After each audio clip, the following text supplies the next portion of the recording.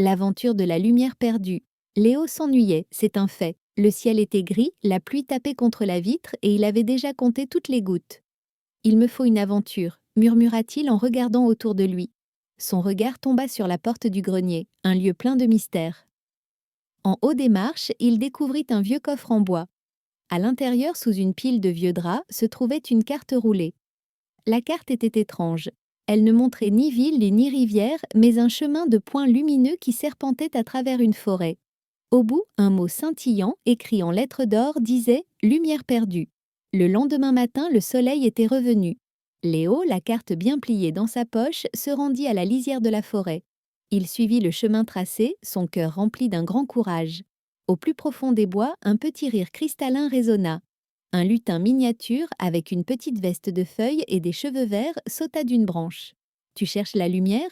demanda-t-il d'une voix espiègle. « Je m'appelle Scintille, » dit le lutin en se posant sur une grosse racine. « C'est moi qui ai caché la lumière du soleil pour m'amuser. Mais pour la retrouver, tu dois d'abord résoudre mes deux énigmes. » La première énigme était un tas de cailloux. « Trouve celui qui chante, » dit Scintille.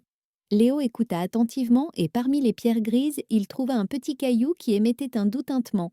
« Incroyable !» s'écria Scintille en sautant de joie. « Tu es très malin, la lumière est juste derrière cette cascade. » Il guida Léo jusqu'à un rideau d'eau scintillante. Derrière la cascade, un petit orbe de lumière flottait dans les airs comme un soleil miniature. C'était la lumière perdue. Ensemble, ils la saisirent et la ramenèrent à la lisière de la forêt, juste à temps pour le lever du jour. Le soleil se leva, plus brillant que jamais, et les deux amis se dirent au revoir. Léo avait sauvé la lumière et il avait trouvé un ami pour la vie.